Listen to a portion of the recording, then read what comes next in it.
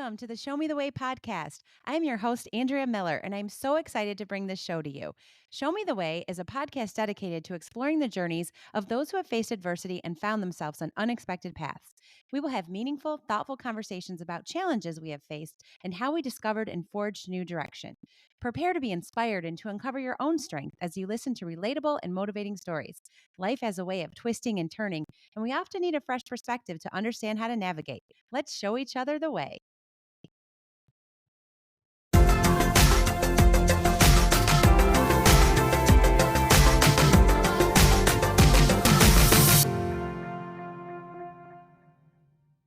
In this powerful and heartfelt episode, I sit down with Melissa Goldstein, an extraordinary woman who brings deep wisdom, resilience, and perspective to the mic. While she may share a name with another past guest, her story is uniquely her own. Melissa wears many hats. She's a wife, mom of two, lawyer, adjunct professor, yoga and Pilates instructor, and a woman with a heart for service. A cancer survivor, but not defined by it, Melissa shares how her diagnosis at a young age during the pandemic shook her world, especially after always prioritizing her health. Through her journey of surgery, chemo, and radiation, Melissa learned the importance of self-advocacy, especially in the midst of a chaotic and uncertain time.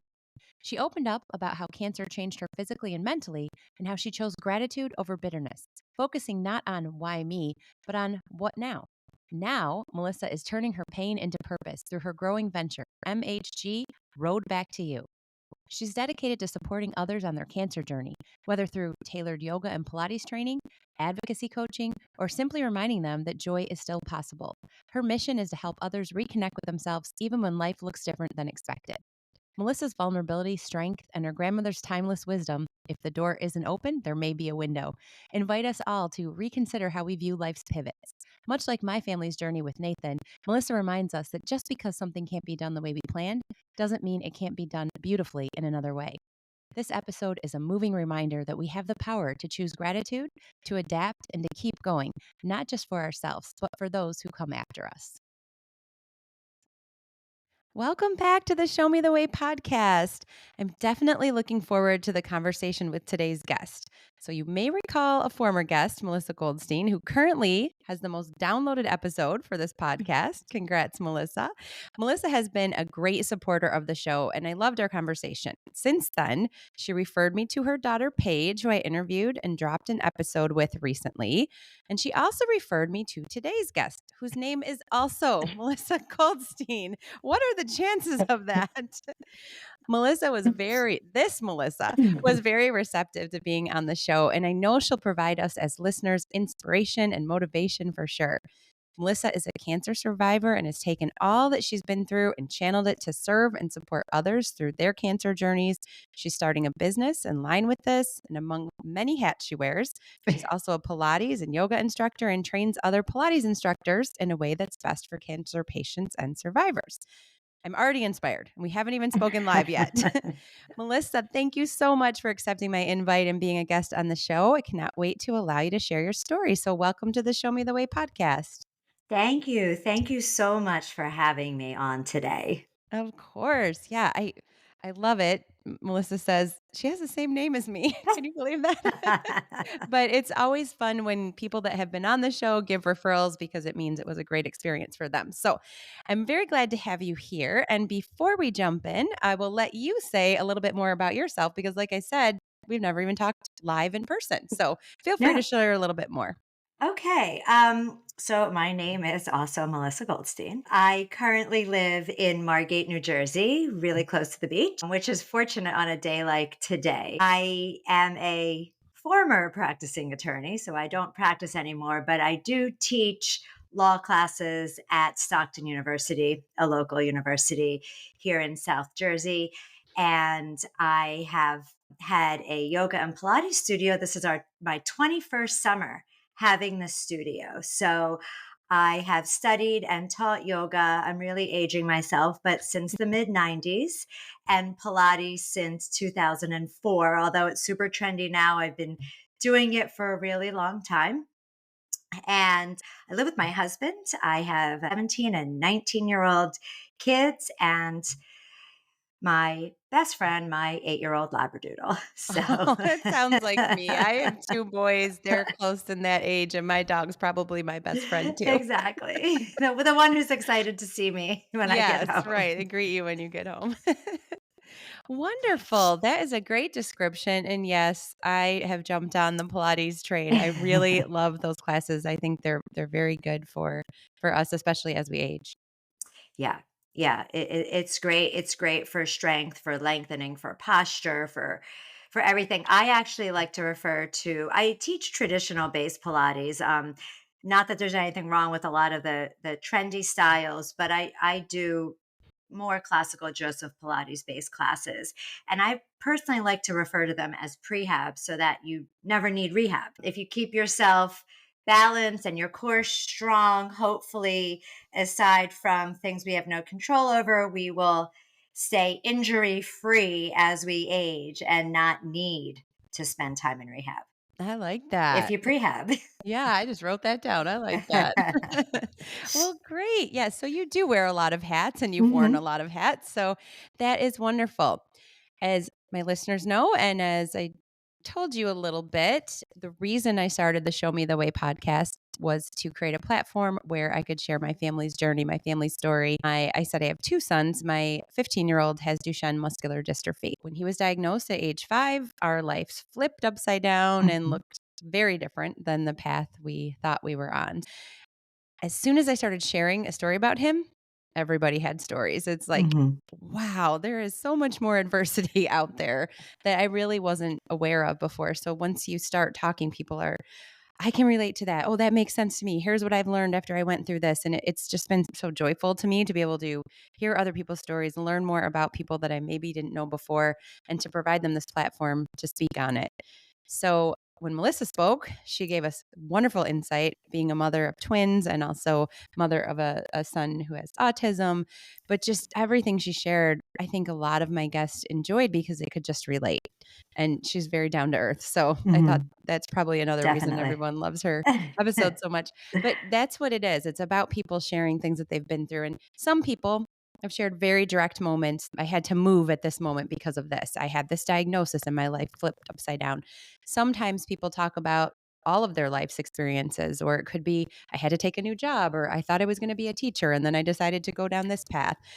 Basically, it's whatever is on your heart, although I do know that you've got some specific things that you've been through that have got you on the path you're on now. So Yes. I will stop talking and No. let you share just kind of what's on your heart. I know you shared a few things with me, and some of those things I said during the intro, but sounds like you've got a business that you're starting, and I just would love to Yes. see how we got there, and I'll ask questions along the way. Yes, of course. So, in the middle of COVID in early 2021, in February 2021, I was diagnosed with stage 3 invasive lobular carcinoma, in basic terms, breast cancer. I was diagnosed with this breast cancer, and it completely changed my life.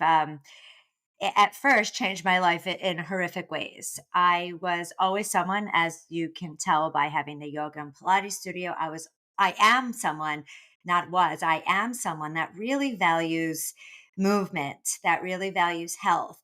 I'm the one that's, spends all that money on organic produce and tries to avoid chemicals and tries to be so healthy myself and for my families. And not that anybody deserves cancer, please don't get me wrong, No, but I never smoked. I'm not a drinker. This was just shocking. right? You would think you And took the right steps. Yeah. right, this was just shocking out of the blue. Nobody in my family has ever had breast or ovarian cancer, which is what you would look for. So I never thought I was at any sort of a high risk. It turns out that I am a carrier for the BRCA2 mutation, which um, I had never thought about getting tested for, and it had never been suggested to me to get tested for, simply because I have no history of breast or ovarian cancer. Now in 2025, the science is fortunately very different. And we now know that BRCA is responsible not just for breast or ovarian cancer, but other cancers as well, such as pancreatic cancer, melanoma. So now knowing this, and I do have pancreatic cancer in my family, but that science, that information was not widely known to be connected to BRCA years ago. And everything, as I've now learned in the cancer world, changes so quickly. I consider myself fortunate to know I have a brother who also got tested. He's also a carrier of the BRCA2 gene mutation. So we are both able to receive testing that most people can't receive, MRI, scanning, to just make sure that there's nothing going on. And if there is, that we can catch it earlier. So I was diagnosed with this fairly significant cancer in February 2021. And I was like a deer in headlights. First of all, it was COVID. So here in New Jersey, it was pretty strict. Nobody could ever go to a doctor's appointment with me, a surgery. My husband would drop me off and he would leave, and you couldn't even go into the hospital. Um, so I immediately had a double mastectomy. And that was what was recommended to me because my tumor was large and it was a later stage cancer. And with the BRCA mutation, I had a double mastectomy. About a week and a half after I had the mastectomy, I then found out that for whatever reason, the cancer had spread into my lymph nodes and it wasn't detected on any scans, on any MRI prior to my mastectomy. So then I had another surgery that is called an axillary lymph node dissection, where they cut literally into your armpit and they remove lymph nodes in my right arm. And they removed, I believe, about 15, and 5 of them were in fact cancerous. A few weeks after that, I got a port and started chemo right away. Chemo lasted until Thanksgiving. So it went from early June all the way through Thanksgiving. It was like rapid fire. Chemo ended. 2 weeks later, I started radiation. 35 rounds of radiation later, that ended. I had my ovaries removed simply to prevent ovarian cancer because the chances of the spread were really high. And now I still, while I am ostensibly cancer free, there is still a lot of treatment in terms of hormone therapy, medication to manage because my cancer was hormone positive. And it's really a lifelong journey now for me. Wow. Wow. And your kids, I'm sorry, did you Mhm. say boys, girls, boy and I girl? I have but one of each. Okay. So my son at the time was in 7th grade and my daughter was in 9th grade at the time. So now, will they also have to be cautious and probably eventually get tested too? Yes, in fact, I just had this conversation with my oncologist this week, specifically about my daughter, who's my older one. Not that men can't get breast cancer, but the chances are a lot lower. Chances are higher for women. And it's a gray situation because there's no right and wrong. There's nothing to do. They don't begin unless you would feel something palpable. There's no treatment, there's no imaging, there's no exams prior to age 25. That's for whatever reason, that is the magic age where they start for women who are at high risk. Which, even if she doesn't have BRCA, my daughter's at high risk because I was considered young. I was 45 when I was diagnosed, and it was invasive. So, we've been going back and forth with whether we should find out earlier than her 25th birthday. And at the moment, she just finished her first year of college. She's working, she's studying hard. There's nothing to do if she, in fact, knows she has BRCA. There's nothing to do besides be more cognizant and try to be maybe, I don't even want to say healthier. She's a pretty healthy kid. She knows Obviously, there's studies that alcohol can is a carcinogen. The sun, there's nothing really to do, and we've decided at the moment kind of not to weigh her down with this because she's young. She has the rest of her life for this. And if she's on a healthy path, that's really all we can ask. And since there's nothing to do, if you know you have BRCA or don't know you have BRCA, there's nothing to do. So we feel like I wouldn't want her to think there's a ticking time bomb inside of her. So for now, unless she has a strong, strong desire to find out, our plan for our family is to wait until she's 25, and I believe it's a little older for men, for boys. Well, I like that you just said our plan for our family. Actually, Mhm. the other Melissa Goldstein, the title of her episode was something like "Do What's Best for Your Family." So I like Mhm. that you said that because your answer may not be the same as somebody else's answer. Correct. So I like that you said that. You might have touched on this, but what was the trigger? How did you find out that you had the cancer to begin with? Was it from just an annual exam or No, like I said, I was 45. I had a primary care doctor. I had a gynecologist. They all kind of said I was fine. He had even asked, should I get genetic testing? Do you think there's something wrong? And it was also difficult to get a doctor to give me a prescription for a mammogram when everything was shut down. It wasn't even easy to right? get these things because it wasn't anything urgent. I felt something. Okay. And every time I would turn, it would be more pronounced. And my husband felt it. And once you feel something that I really had to advocate for myself, I'll be honest. I couldn't even get an appointment with a doctor to show them what I felt. And you're saying that's in general or because it was COVID time or both? That is a $1,000,000 question. Yes. I think COVID had a lot to do with it. At the time, living in a state that was very much on lockdown, the physicians that I was seeing were not specialists. I mean, I had a gynecologist, but it wasn't at a cancer institute, just a local gynecologist and a local primary care doctor. Not that they were bad, but they didn't want to see patients unless it was a serious problem. And even getting imaging, the appointments were really saved for people with a serious problem is a broken bone or something that needed immediate attention. And I had just had a mammogram the year before. So being on the younger side, it wasn't something that anyone felt was an urgent test to get. Yeah, that's So, true. Because 'cause you're right. I just turned 47 and mhm. I didn't have my first mammogram until after 40. So, yeah, I you're right. You were pretty young. Right. So I really had to advocate for myself to get the script, to get the appointment.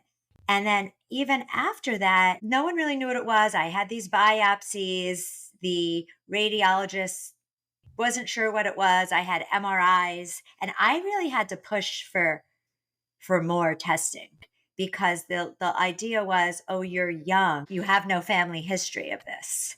I was going to say that before you said it, the whole advocate for yourself thing, Mhm. especially during COVID, but it's just such a good reminder for everybody in general. And we've had a couple guests on here that have really talked about that. And so even before you said it, I was like, thank goodness you did that. You weren't afraid to ask questions. You weren't afraid to keep pushing until you got what you needed. I mean, that's just it's crazy how much effort we need to put behind that. Right. And it's s- sort of never ending. During my cancer treatment, I wanted to stay alive. I was in shock by everything and I went along with everything that my oncologist suggested.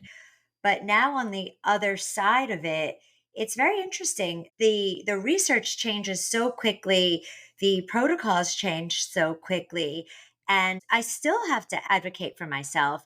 I do trust my oncologist, which is an important piece, but I do have to advocate for perhaps should we try something else? These side effects are horrific.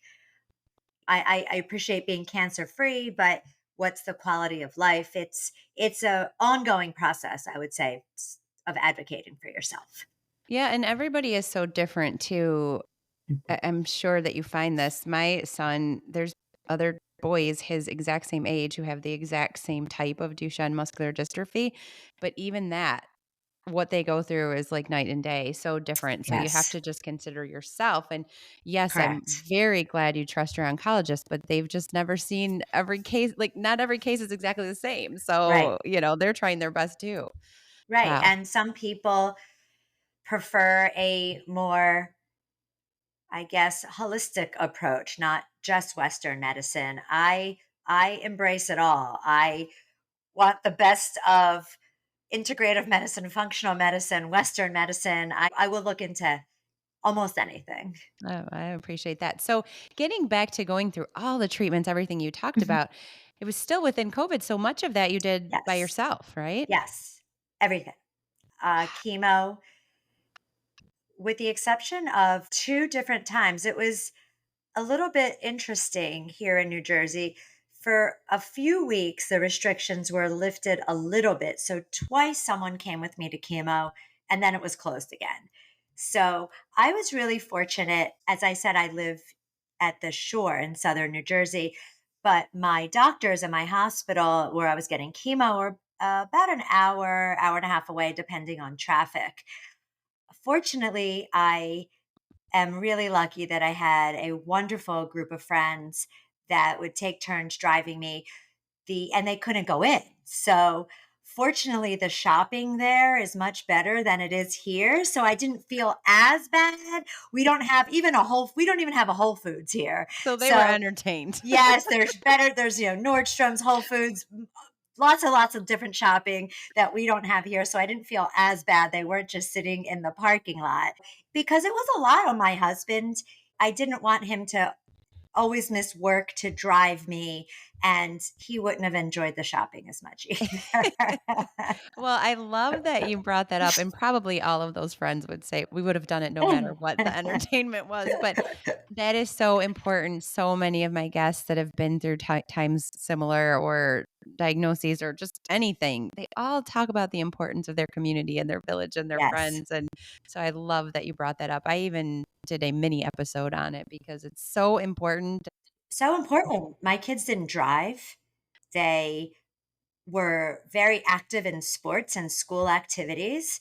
And I didn't want their lives to change. That was my number one concern. I didn't want my kids' lives to change. So, everyone who drove my kids, who dropped off food for my kids, my husband works a lot. And I wanted everyone's lives to stay as peaceful as possible and not be any more uprooted. I mean, my kids know how to Google. I couldn't lie. They weren't babies.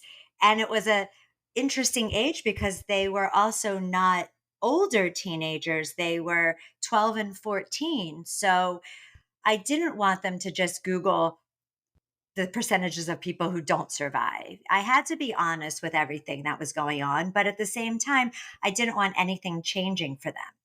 And I didn't want to put more burden on my husband. So, yes, my community was amazing. And I was very fortunate for that. And I can appreciate everything you just shared and how you handled all of that. It's very respectable. It is interesting though, and it says a lot to your character that as you're going through all of that, your biggest concern was everyone else and how their lives were changing. So kudos to you for being so strong with your concerns there too. I tried. Yes, that's a mother for you, right? Exactly, exactly. Where's dinner? Yeah. Yeah. Oh gosh. Let mom get off the couch and Right. wow, Well, that's I did. amazing. I worked through the entire process, and That that was my was next more, question. yeah, that really helped me mentally. Uh, Physically as well for me, and again, everyone's journey is different. For me, having somewhere to be, I worked very part time, but having somewhere to be forced me to get out of bed, off the couch, try to look somewhat presentable, even though I had no hair. I was blown up from the steroids. Everything hurt. My bones were in pain, but I had to put a smile on my face. I have a business that's customer service oriented.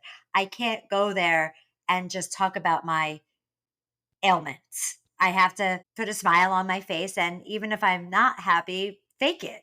And it really helped me mentally to have somewhere to be, to see other people. And then I would come home and rest, and I would set my alarm for 3 o'clock when school was over, and the the lacrosse game would start, the swim meet would start, and I would get dressed again and go. But I did need to rest. But for me personally, it was very helpful to have somewhere to be, to have a schedule, to have no, a normal, whatever that looks like, normalcy, a routine, and feel like a regular person, not just the cancer patient, because you're treated like the cancer patient. Even so, not everyone loses their hair with chemo. I had a lot of chemo. I lost my hair. And also, there's something called cold capping, which can help you prevent hair loss. But again, because of COVID, no one could come in with me, and you need someone else to do the cold capping for you. I don't want to say something wrong, but I don't believe you can do the cold capping on your own. At least I was told you could not at the time. So maybe things have changed. So I knew I was going to lose my hair. And when you go into the supermarket with, like a cancer scarf on your head and no eyelashes and no eyebrows, it's hard to escape being the cancer patient. So I really was lucky that I had also a great community at my studio at the university I teach at, that I kept going. So that's what I was gonna ask. Mhm. You said you worked. Where were you working at the time? You were still teaching? I I'm a I'm an adjunct professor at Stockton University. Yes, same thing, and my yoga and Pilates studio here in Margate. Yes. What are you a professor of? I teach a couple different classes. I teach things that are, I guess you would say, based in law. I teach a research class, an argument and persuasion class, not all at the same time. I actually teach a class based on First Amendment, which is very interesting now. It's Mm. Holocaust and genocide denial. So that's a hot topic these days, Yes, freedom of yes, wow. speech. But you can also see how I guess I like tying back, and it's interesting to hear you talk. A lot of things you've been through Mhm. really helped you through this journey too, because you have a law background, so probably Yes. advocating for yourself was something that you could do. Yeah, but I'll tell you something. It's interesting. It's easier to advocate for other people.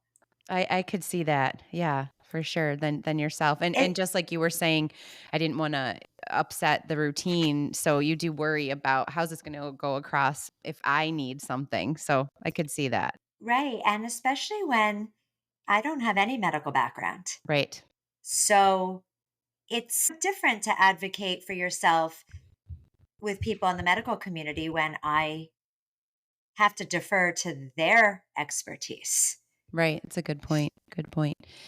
Okay, so getting back to working through all of Mhm. it, that's, again, incredibly respectable that you were able to do all of that, and you continue to do the Pilates and the yoga instruction as well. So, Yes. I would love to use that as a segue to Okay. understand what you're doing now with both of those roles. Yeah, and I do also wanna point out, not everyone is fortunate. It is my business. So if I couldn't show up, I could get someone to work for me. It's not a shift Good point. where had, so everyone has a different journey, different experience. I feel very fortunate that when I say I work through it, some days I work for 2 hours, some days for 5 hours, but I had more agency, more control over my schedule, I would say, than a lot of other people. Well, that's a really good point, but I think So, that as I was listening to you talk, you've been expressing that throughout, that yeah. it's your journey and Yes. everybody's is different. Yes. You wanted to go to work, it made Yeah, you have it a it purpose and made feel me better. feel, I hate to use the word normal, but it made me feel normal Yeah, to so be that worked for you to and take to my head out of the cancer, just to be around yes. college kids, because college kids don't really wanna hear about what's going No, on in they my life. don't. They don't, but I appreciate you speaking in the way that you're speaking, because some people will not be able to do that, or some people Correct. don't feel that way. It's different for every single person, so Right. I So, totally know what you're saying with that. But yeah, so yes. you owned your own business. an adjunct professor, instructor for yoga and Pilates. How has that continued, and what does it look like today? I I actually feel very lucky. When I was diagnosed with cancer, I felt that everything was crashing down. I wondered, am I supposed to start making videos for my kids' high school graduation? Hey, it's mom, and I'm no longer with you, but here are the life. Everything runs through your head. I didn't have like a nothing cancer. It was pretty serious, and again, to have the genetic mutation, it was pretty serious. So all of these thoughts pop through your head. And I really had to make a conscious choice that this wasn't the life I expected. I didn't expect to have my breast cut off. I didn't expect to have very limited use of my right arm. I didn't expect to be in this treatment. I didn't expect to hit menopause like a brick Right. wall because that wasn't what it was supposed to be more gradual, right? So all these things I didn't expect, and I didn't expect physically to feel like I did, but I made a conscious decision to be grateful. And it sounds corny, but I'm a firm believer that it's it's a choice.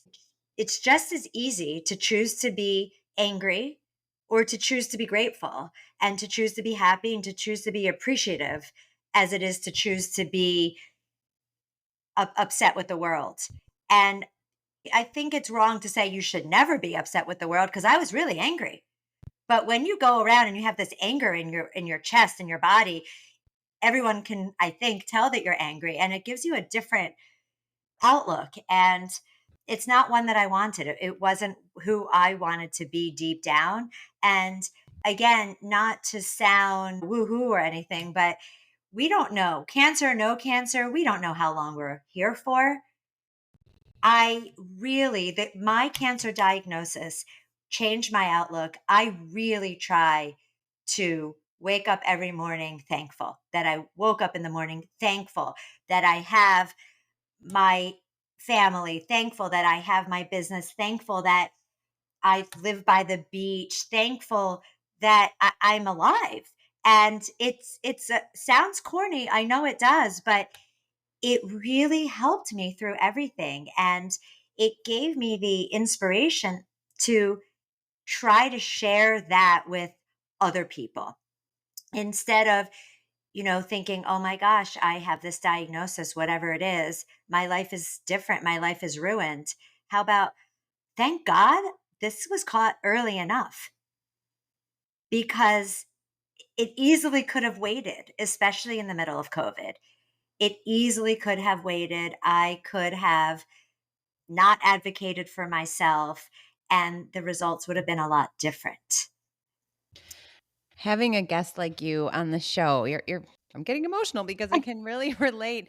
This is exactly why I want to have this platform. This is why Mhm. I want to share these stories. Melissa was spot on to bring you, Melissa, to the show. And we both married Goldstein, so it wasn't our Exactly. It original. wasn't your right, your married last name.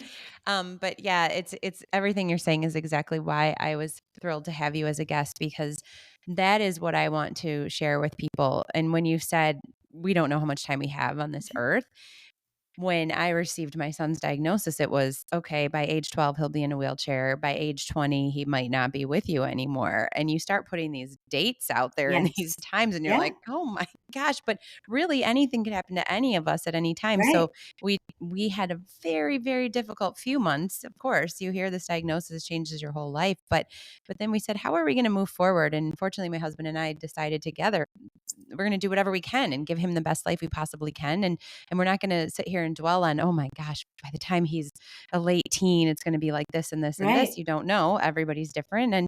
And you just never know what tomorrow's going to bring for any of us. And right. one of our huge advocates at the beginning of his diagnosis, someone that we got close to that helped us through a lot of very difficult times because her son also had Duchenne. Mhm. She said that one time a friend said, "Are you ever going to talk to your son about his how he's going to die and that this is this kind of diagnosis?" And she's like, "We're all going to die someday. Exactly. I'm not going to have that discussion with him, but we don't know when. The time is open for any of us." Right. And I'm not gonna lie, I have spent many hours Googling rates of recurrence, how long it takes to find recurrence, life expectancy for someone who's been through this chemo. I am human. I do want to know these things, but we all are here for, even if you believe in other things, we're all right here on this earth right now for a limited time. Right. So when I went through all of this, I really made a conscious decision, and I want to share my experience with other people. And you had asked me about my business. So after all my surgeries, I was going to physical therapy, which was very helpful. This is nothing wrong with physical therapy. It was really helpful. But I found that after a while, your insurance, if your insurance covers it, stops covering it after a while, at least for me. For most people, there's a copay for that. And not that Pilates is free at all, but I found that my physical therapist really set me up on a wonderful path. And I'm very grateful for her. But I was able to continue and get even more relief on the Pilates, specifically reformer machine, because with that machine, there's spring tension, and I could move. So my cancer was on my right side. The lymph nodes were removed from my right arm, and I had radiation through the right side. So there's a lot going on. There's limited range of motion because of the surgeries. My skin is very tight because of the radiation, but my range of motion now is phenomenal. In fact, a lot of people are so surprised, like in the medical world, that I can move my arm like I do. And thankfully, I'm at risk for lymphedema. Thankfully, knock on wood, don't have that.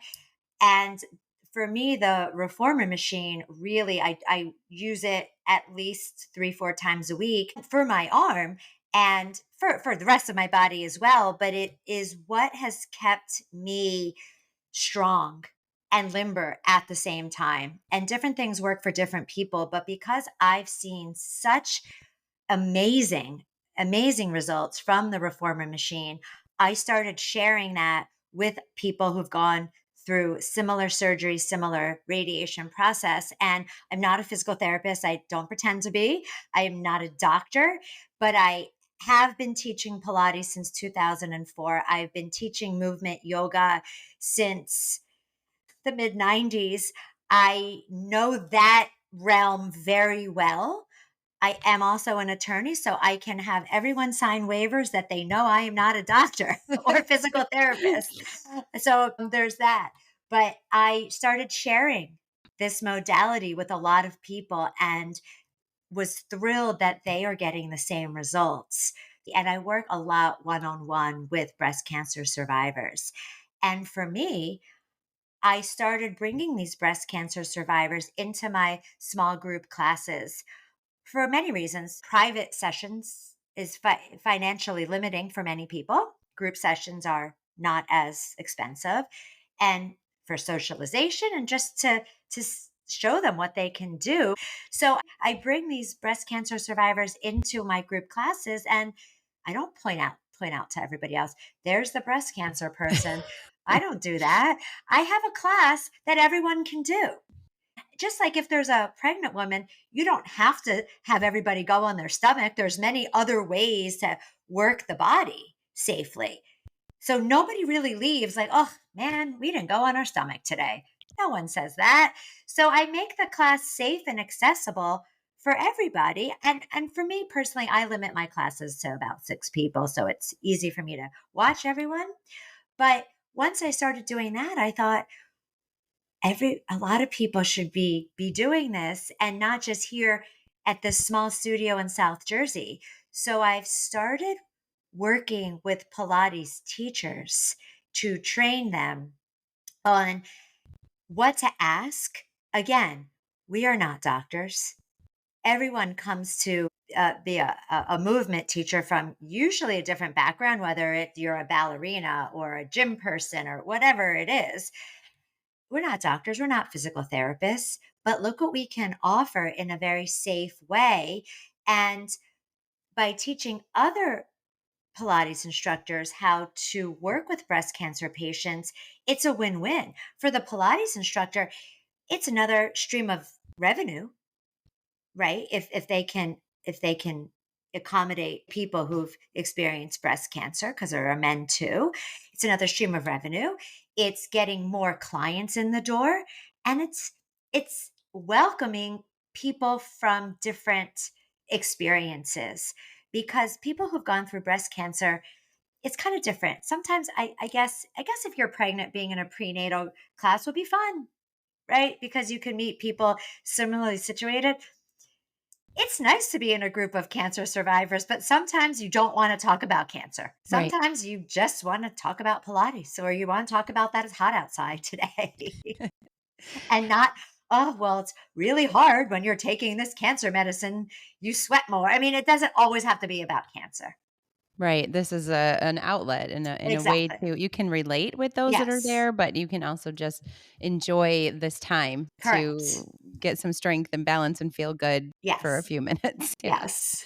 That is wonderful. So for those that don't know, what is the reformer machine?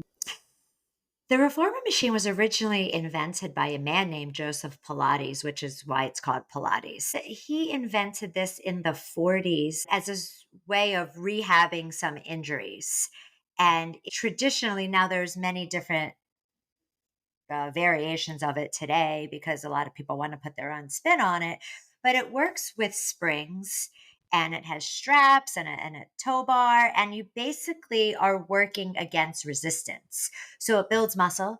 It really helps you stretch, because it's almost assisted stretching. Imagine if you were sitting and trying to touch your toes and someone gently gave you a little bit of an assist on your back. That's kind of, I'm not sure that was the best explanation, No, but that was really good. it's assisted stretching, Assisted stretching. I would say, yeah, for increased range of motion. Yes, I have seen it before, but I thought, I wonder if anyone would want to hear what it was. So thank you for that. Yeah. So you work in a studio, but then Yes. how are you teaching these other instructors? Is that live or is that virtual?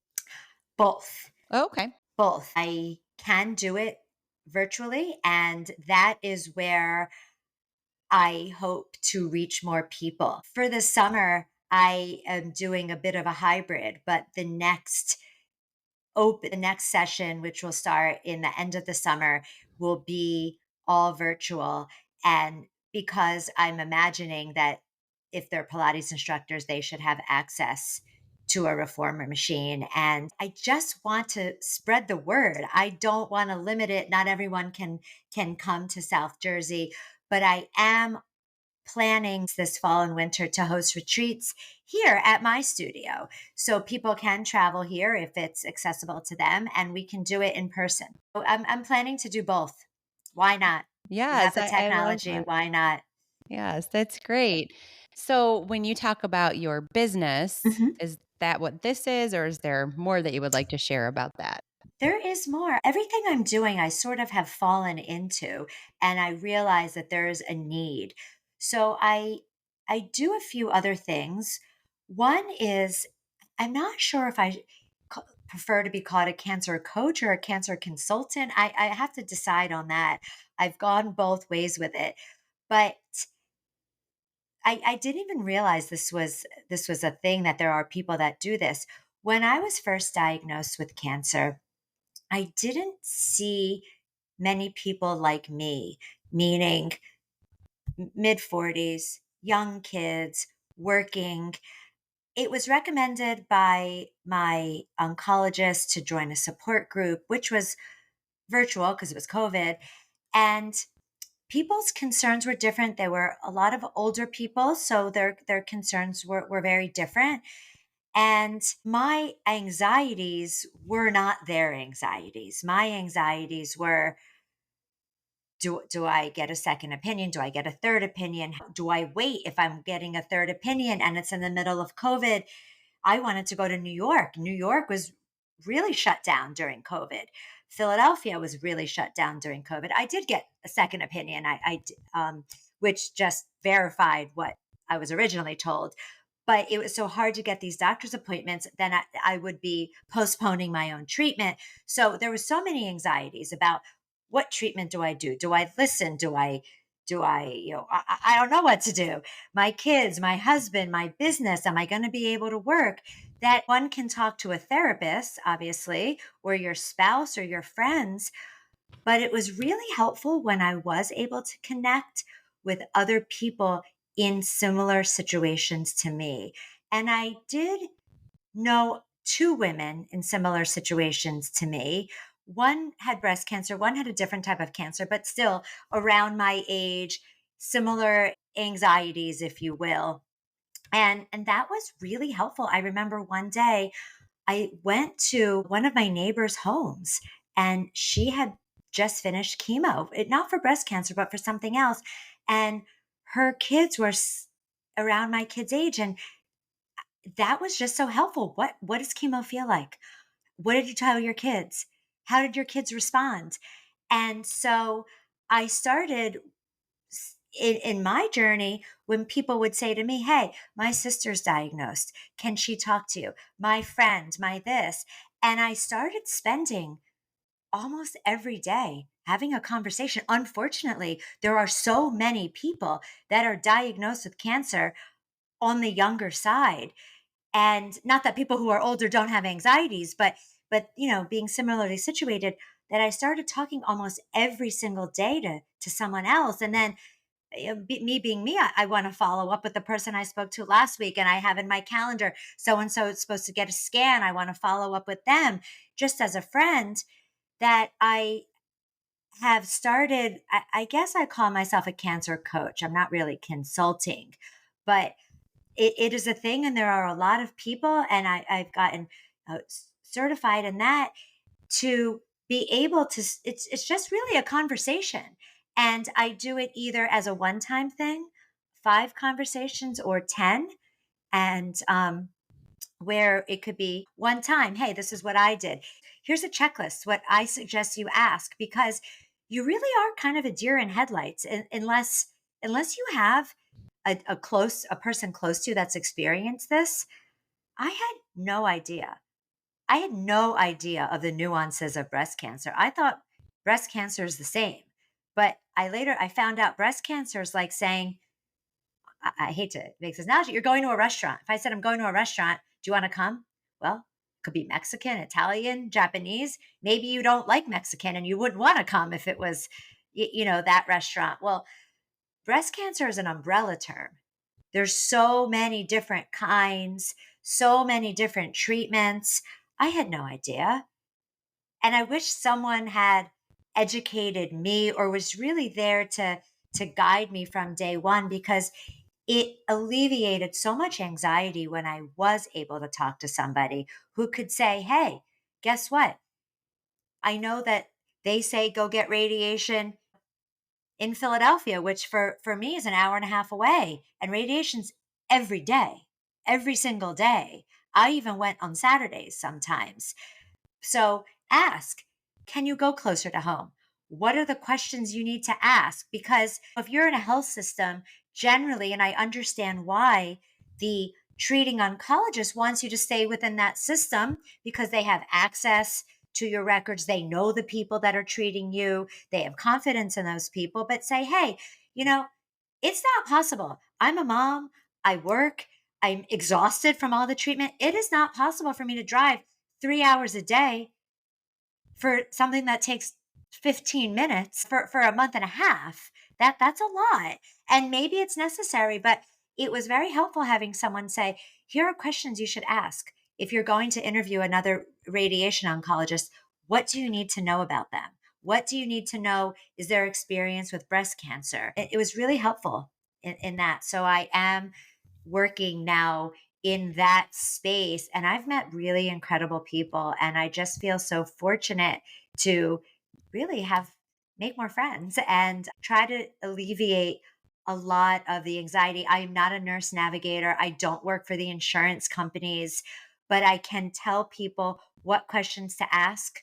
I can use my legal background. I can use my background as a yoga teacher to offer inspiration, and that's what I really try to do, and just my personal experience. Wow. That is wonderful that you've decided to take what you've been through and turn it into Mhm. that. People need to understand how to be advocates for themselves, and a Yes. lot of times they don't know what to do, and you can almost get paralyzed when you are overwhelmed with Yes. something like this. So to have an outlet, to have other people that they can relate to, I think that's beautiful that you're trying to do that. Right. And I understand why the physicians are the way they are. You know, you have cancer and their job is to get rid of that cancer and to Right. make you healthy, but it's boom, boom, boom, boom, boom. And you can take a step back. You can ask questions. You can ask your doctor, what questions do I have to ask when I go to a doctor that's closer to me? And I do travel farther for certain things. But for me, for something like radiation, I was lucky that I found someone closer to my home. I did this in January. I live in New Jersey. It snowed. I couldn't always drive, spend literally 3 hours of my day driving. And I was fortunate to find quality physicians closer. But I had to, again, take a step back and say, wait, wait, wait. I know you're trying to help me, but I can't do this. And that's hard too. So I try to be an ear to listen and to say, it'll be okay. And maybe it won't be okay, but this is the questions you should ask. And I try to just share my perspective. I think that's so valuable and important, and as I was listening to you talk, yes, you were going back and forth between cancer coach or cancer consultant. It's almost like Yes. some kind of coach for those with cancer. So maybe a care coach or like I like describe that. coach, a I like care that. coach for those with cancer. So it's not so Cancer much care that coach. I like that. yeah. I like So that. Thank you. there Thank you you. go. Um, but what is I know you mentioned it in your text to me. There's a name Mhm. for your company though, right? Or Yes, I and call that it the is road. I use my initials, MHG, Melissa Holzman Goldstein, the road back to you. Because when you're going through this, I wasn't, it didn't feel like me. You know, I don't see myself as a sick person. That's not me. I am the type of person that likes to be busy. I like to keep going. I like to experience everything. And it wasn't me. I had to learn more self care, which you would think, oh, I'm a yoga person. I should know this. But I had to learn. Yes, I'm a mom. And as you heard me say, I was so concerned about others, my family, and everyone else. But I had to take a nap when I was in the middle of chemo. I had to, if I was going to show up as that mom, if I was going to show up at the race, I had to take a nap. I had to go and get second, third opinions. And I'm fortunate that my team of doctors welcomed that. They said, "Please go get other opinions. We think we're giving you the best care, but go. We're very confident in our care." And that's important. You want to be confident in your physicians and you want your physicians to be confident. So, I call it the road back to you because I do feel that I had to work hard to get out of that. I'm a sick person. I'm a cancer patient. I can't do. And yes, are there things that I can't do anymore? Yeah, things that I replace them with other things. Probably because I can't do too much with my right arm. I probably shouldn't go zip lining. Okay. I'll find other things to do with that's myself. okay. Yeah. That's okay. I don't really like heights anyway. That's okay. But I'm just thinking of something like that, Right. you know? No, that makes So, sense. something like that that I can't do. But I called the road back to you. And I have to tell you, I feel that I have grown exponentially through this process. And almost perhaps this was meant to happen to me because I don't know if I would be so full of gratitude in my life if I didn't go through this. I kind of went through my life. All right, I went to college, I went to law school, I worked on Wall Street, I got married, I had kids, I'm a smart person. I'm a hard worker. This is life. You just go through the doors. And I don't know if this makes much sense, but my grandmother always had very interesting sayings, and She wasn't a native English speaker, so sometimes when she translated it, it sounded a little funny. But in English, the translation would be, if you can't go through the door, go through a window. And I take that to mean like doors aren't always just going to be open, right? Sometimes you need to look around. I don't mean you're going to break into the house, but it might be a smaller entrance. And it's not always obvious which window's open. You got to try all the windows if you've locked yourself out of the house, right? You've got to try them all. Which one can you fit yourself into? And not everything is like, here you go. Here's an answer for cancer. You have to snake around the situation and find your new path. And sometimes that new path is actually more inspiring and and more beautiful. And like I said, I have 2 kids. It's not like we talk about cancer every day, but I try to tell them, look how lucky we are. And I do think that I don't know if they appreciate me more, but They probably do, but teens don't they, always show it yes, the best. exactly. I don't know. But and I'm not saying every day I'm so happy go lucky. Right, Obviously, nobody is. right. But it's a perspective that it's unfortunate that sometimes you have to go through the woods to come out on the other side. But it shows you what you shouldn't take for granted.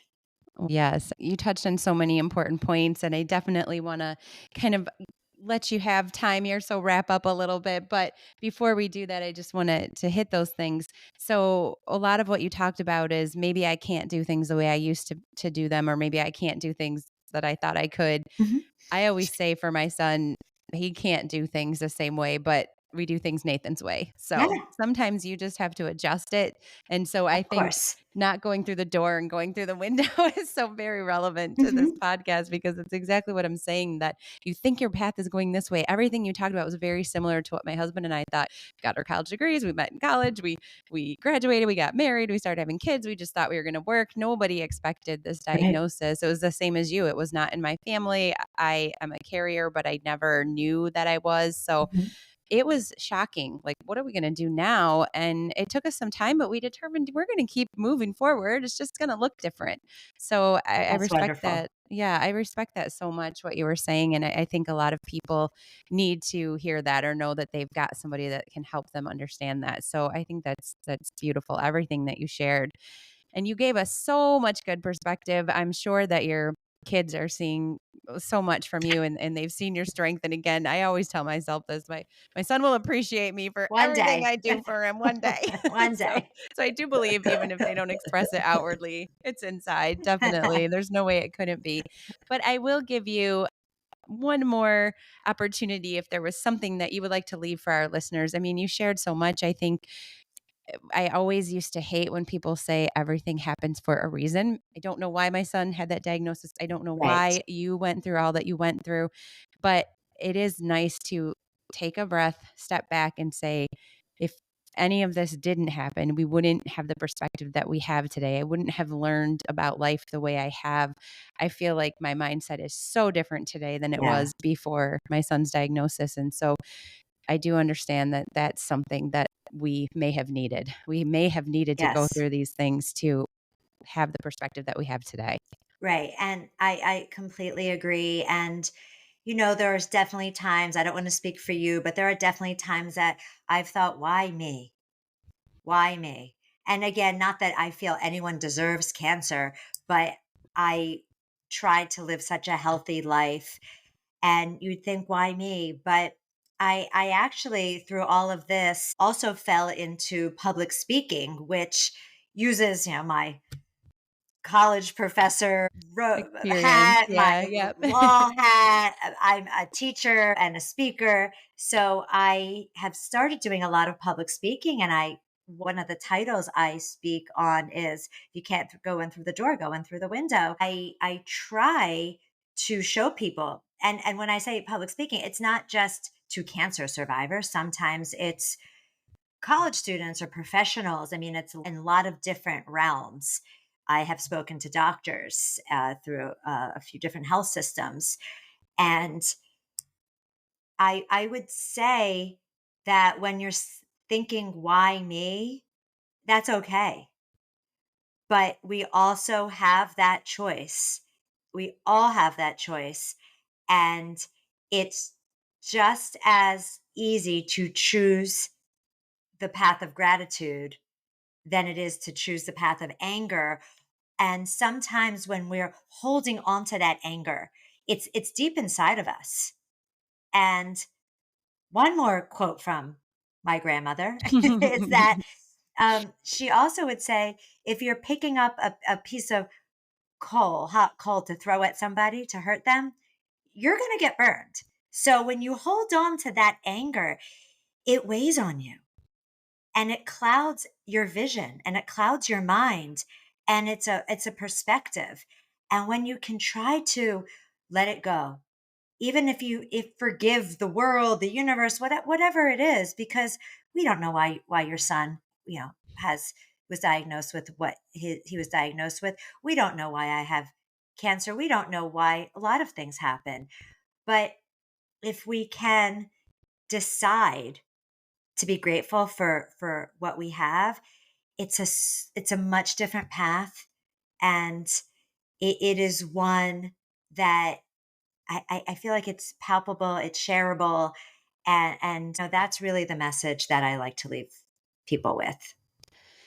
Well, I will say I'm incredibly grateful for Oh, having well, you as a guest, and I'm very moved, very touched by everything that you said. It's very relatable. You needed to be on this podcast because it's exactly what I'm trying to do with this platform. So Melissa was well, spot on thank you. She when was she spot yeah, on. when she referred you. So thank you for sharing the vulnerability, all that you went through, the difficult times in your life, and everything that you've learned, and the joyful direction that you've decided to take, that you've chosen was the path that you need to be on.